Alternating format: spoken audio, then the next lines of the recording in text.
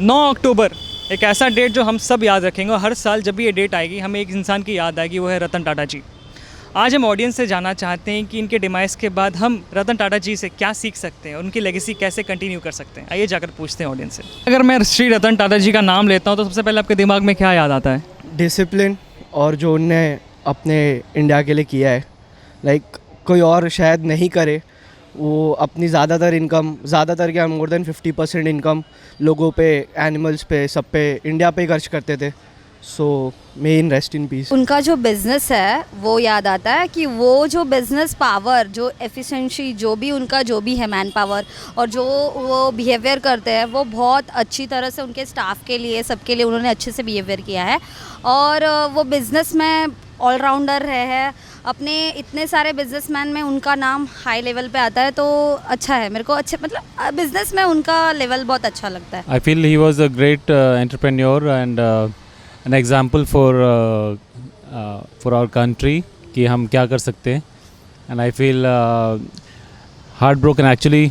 मुझे बहुत दुख हुआ है। अभी जस्ट मुझे एक फ्रेंड से पता चला। I didn't know about it, so it's a sad moment for India। Actually Ratan जैसे महान काम दुनिया में तो इतने बिजनेसमैन है तो कोई कर ही नहीं सकता, मैं श्योरिटी देता हूँ। और मुझे पहला काम आता जो लॉकडाउन लगा था कोरोना में, 1500 कोटी उन्होंने डोनेट किया था। वर्बली तो बोला, लेकिन इमीडिएटली 1 डे में 500 करोड़ का चेक पीएम फंड केयर में दिया था। उसमें मैं बिलीव नहीं कर सकता कि इतना बड़ा आदमी, इसके लिए भी इतना बड़ा, मतलब क्या बोलते हैं उसको, जिगरा चाहिए कुछ देने के लिए। तो डोंट बिलीव, इतना आदमी जो गया है, देश को तो लॉस है, लेकिन एवरीबडी जो एम्प्लॉय है उनको भी फंडिंग जाते थे कि एक्सपायर मिलते थे। इतना 86 की उम्र में भी वो लोग मिस गाइड नहीं करते, सबको इंटेंशन देते कि देश के लिए कुछ करना है, अपने को लिए कुछ, देश भी अपना है, बिजनेस भी अपना है। लेकिन अदरवाइज जो अदरवाइज जो बिजनेसमैन है, मैं नाम लेना नहीं चाहूँगा, उन्होंने भी उनसे सीखना चाहिए कि देश के लिए कुछ डोनेट करो, कि सब पैसा अपने पास या बिज़नेस बढ़ाओ, ऐसा नहीं होता है। देश के लिए भी कुछ प्राइवेट सेक्टर में या देश के लिए कुछ फंडिंग अलग से करना चाहिए। कि आज के तारीख में कि टाटा जैसा आदमी होना तो नहीं हो नहीं सकता और होगा भी नहीं, लेकिन जितना उन्होंने देश के लिए किया है, एटलीस्ट 1.3 भी कोई करेगा ना बिजनेसमैन, तो मैं समझूंगा कि मेरा गर्व है मेरे देश पे। फॉर मी, मेरे लिए रतन टाटा जी एक इंस्पिरेशन है and a very great leader which India has had basically.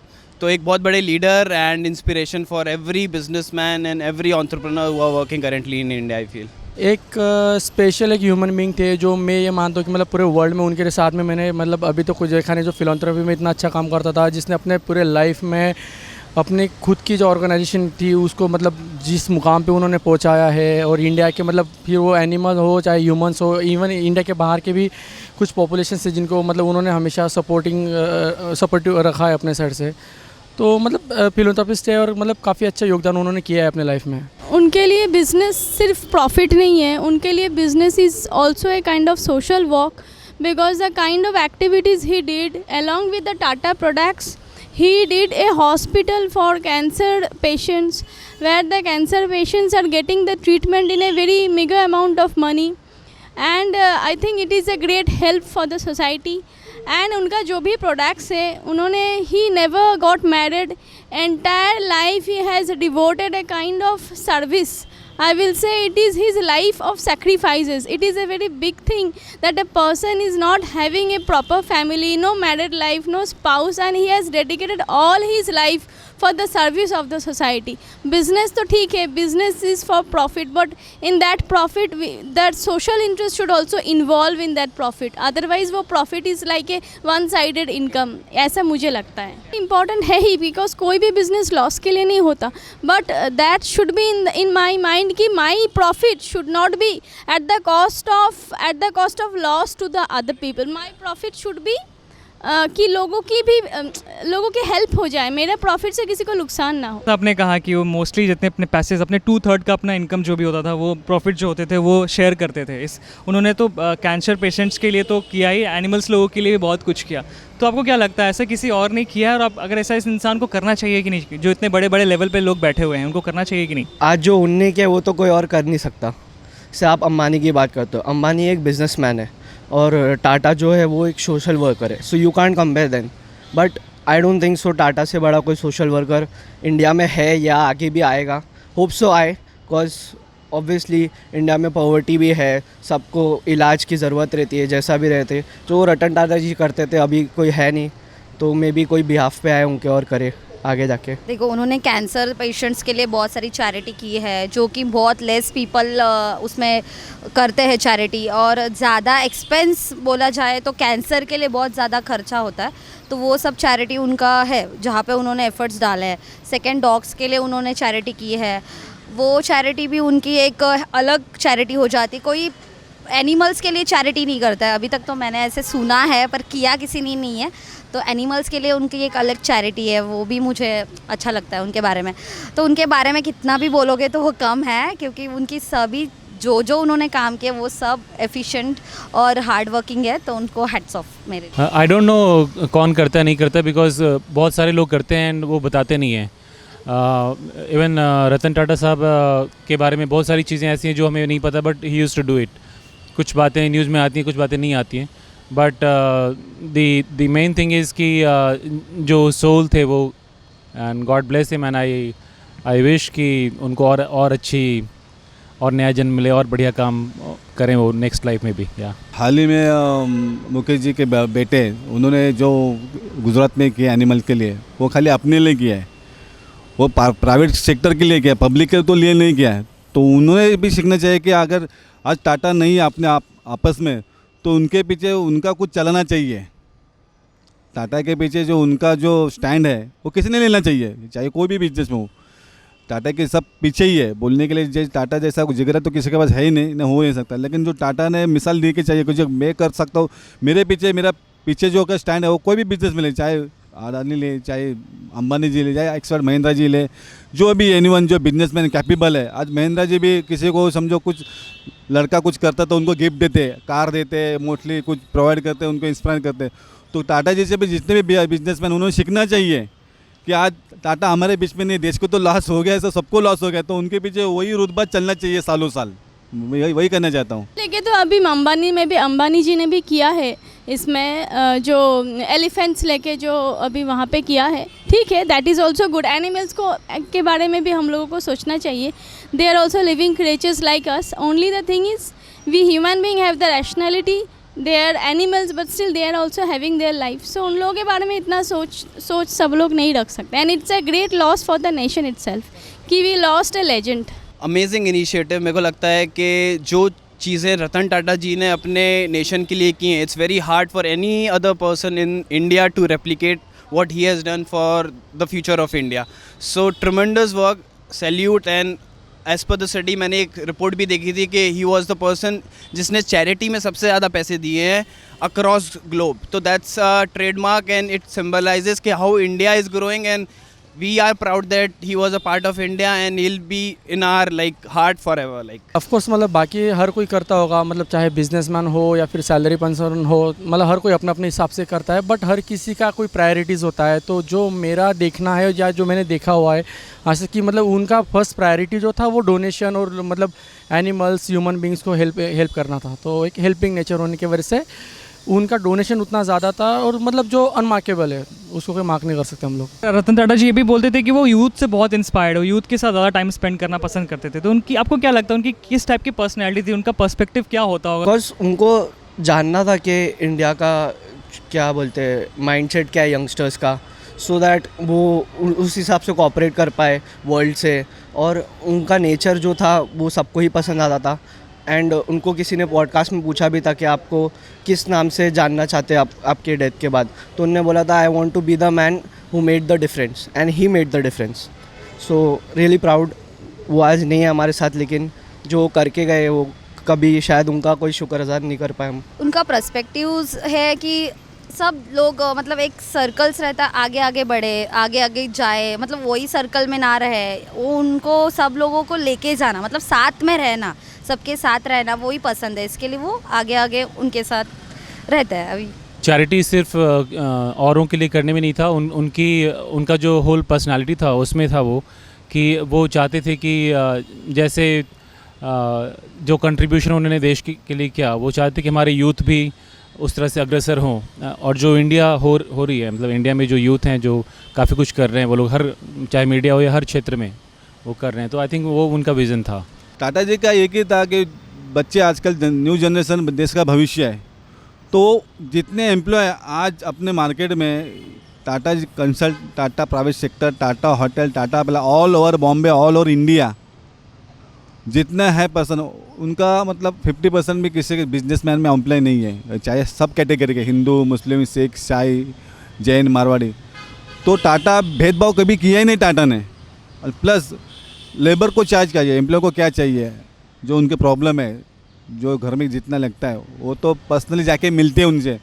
Employ को मालूम पड़ा कि आपका ऐसा ऐसा एम्प्लॉय के फादर एक्सपायर हो गए हैं। लास्ट में अभी एक रीजनली 1 साल पहले पुणे में ऑन द वे जा रहे थे, तो उनको मालूम पड़ा कि एम्प्लॉय अपना पुणे में रहता है, तो किसी के बिना मतलब किसी को बताया भी, ड्राइवर को बोला ये एम्प्लॉय है अपना ऑफिस में मेल करो उनको, अपना ये ऑन द वे ये रास्ते पे उनका घर कहाँ पे, तो इमीडिएटली 1-आधा घंटे के अंदर उनको मेल मिला कि ये अपना एम्प्लॉय है कि आज इतने साल से काम किया, 35 ईयर्स काम किया कंपनी में, लेकिन कुछ शेड्यूल काम हो तो उसने रिज़ाइन लिया, तो उनका तबीयत बराबर नहीं, तो उनका जाके अंदर कम से कम आधा या 45 मिनट उनके घर पे गए। वो बिलीव नहीं कर सकते, इतना बड़ा मतलब बिजनेसमैन, मेरे आंखों से भी पानी आ रहा है, इमीडिएटली आ रहा था, मतलब कुछ भी नहीं उसके लिए, कुछ भी नहीं। मुझे लगता है कि he wants to understand the mentality of the youth people, so that there should not be any generation gap कि what the youth want right now, youth को अभी क्या चाहिए। ऐसा नहीं है कि we should go on, technology बहुत है लेकिन technology is for the betterment of the society. ऐसा नहीं है कि दीज टेक्नोलॉजीज़ में how the youth is using the technology, that is important, इसीलिए उनका ज़्यादा इन्वॉल्वमेंट रहता था, ऐसा लगता है मुझे। मेरे को ऐसा लगता है कि he was very kind of curious person, जो खुद भी एक अंदर से दिल से एक बच्चे थे वो, एंड उनके थॉट प्रोसेस, उनके बिजनेस में ये सारी चीज़ें रिफ्लेक्ट होती हैं, दिखता है हमको ये सारी चीज़ें।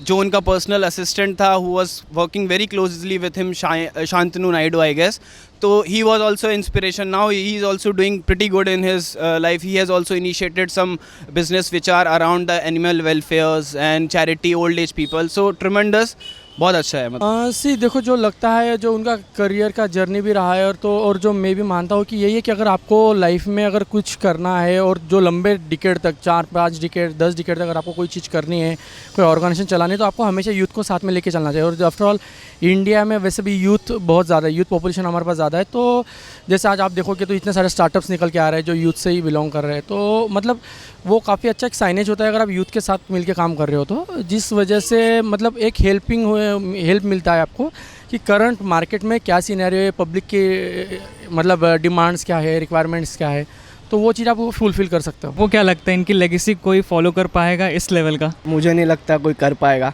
आई होप सो मैं करूँ, ऊपर वाला हमको इतना दे के हम दूसरों को दे, but I don't think so कोई कर पाएगा। मेरे को तो नहीं लगता है कोई कर पाएगा, और उनके जैसा कोई बनने का भी कोशिश करेगा तो वो बन नहीं सकता है। हाँ, उनके फैमिली में कोई रहेगा तो वो कर सकता है कि वो अपने डैड से कुछ सीख रहे हैं या फैमिली से कुछ सीख रहे हैं, बट अदरवाइज मेरे को कंपटीशन लेवल पे उनके जैसे कोई नहीं और कहीं रहेगा भी नहीं शायद। वी कांट कंपेयर कि कोई और कर पाएगा नहीं, क्योंकि बहुत सारे हैं भी हमारे देश में, but he was one of the finest of the personality and example, जो देश हमें हमेशा उन्हें याद करेगा।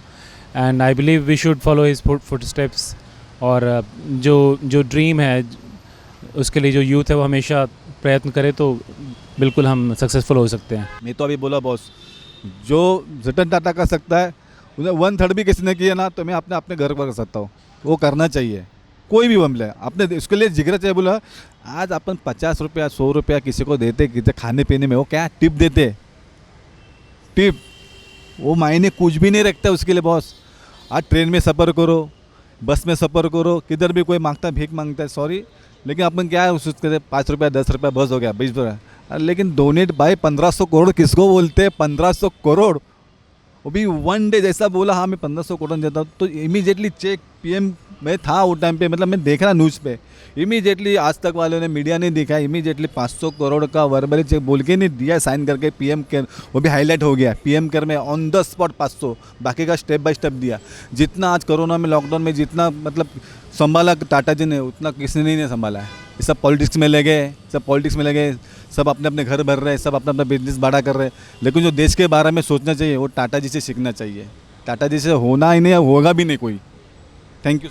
Ratan Tata ji, he is a person of great commitment, great devotion and dedication. Ratan Tata ji is like a son. Whatever he said, he did that. उन्होंने अगर बोल दिया कि वो 8 बजे आएंगे तो वो 8 बजे आएंगे. So उनसे हम लोगों को first thing सीखना है, that is a kind of dedication. If I say something, I should mean it. ऐसा haywire बात नहीं होता है. That is the reason he made this kind of legacy. ऐसा मुझे लगता है दिस काइंड ऑफ डेडिकेशन आज के जनरेशन में भी नहीं है कि लोग कुछ भी बोल देते हैं, हवा में बात करते हैं, बोल दिया तो बोल दिया, जोकिंग में बोल दिया, ऐसा मजाक में बोल दिया. ऐसा नहीं होता. Life is not that much kind of joke. Life is very serious thing. उन्होंने सारे चीज़ को सीरियसली लिया. He whatever he said he mean it. So and the commitment तो ऑलरेडी देयर. ये बहुत डिफ़िकल्ट क्वेश्चन है टू आंसर. लेगेसी तो I guess coming time will tell, but for now no one has ever come closer to Ratan Tata sir. Legacy ऐसी continue मेरे को नहीं लगता है कि आगे अभी तक इंडिया में कोई ऐसा है, but future no one knows, but अभी तक तो कोई नहीं आई. सी उनका लेगेसी तो कोई मतलब ऑफ कोर्स कोई कर ही नहीं पाएगा. मुझे तो नहीं लगता कि अगले क्या कभी कोई कर ही सकता है. बिकॉज लाइफ की कोई चीज़ें होती है जो एक सिनेरियो में ही की जाती है. जैसे 90s के टिकट से उनकी जर्नी स्टार्ट हुई थी. अभी अगर 21st सेंचुरी में अगर कोई ये वो सेम चीज़ें अगर स्टार्ट करना चाहे तो उतना पॉसिबल भी नहीं है और उतना बड़ा हार्ड भी चाहिए. तो वो नहीं है. और दूसरी चीज़ कि अगर उनसे सीखने जैसा है तो जो चीज़ अभी आपने जो क्वेश्चन में पूछा था कि मतलब कि वो ज़्यादा टाइम यूथ के साथ स्पेंड करते थे, तो एक हमें वो देखना चाहिए कि जैसे अभी आफ्टर ऑल आपका मेरा हर किसी का डे बाय डे मतलब एज बढ़ी रही है, तो हमने कोशिश करनी चाहिए कि हम ज़्यादा से ज़्यादा यूथ के साथ मतलब कनेक्टेड रहे, जिससे हमारे जॉब हो चाहे बिज़नेस हो उसमें हमें हेल्प मिलेगी. और दूसरा एक पोलाइटनेस हमने उनसे सीखना चाहिए. डोनेशन देना, एनिमल्स हो चाहे ह्यूमन बींग्स हो, उनकी केयर करना, रिस्पेक्ट करना, वो चीज़ हमने उनके सीखनी चाहिए. तो ये थे कुछ राय श्री रतन टाटा जी को लेकर, और हम सब चाहते हैं कि he must get rest in peace और उनके वैल्यूज़ को हम रेस्पेक्ट करें और हम भी ऐसे कुछ काम करें ताकि हम दुनिया में काम आ सकें. ऐसे वीडियोज़ के लिए बज़ुका को सब्सक्राइब करना, वीडियो को लाइक करें. Bye bye.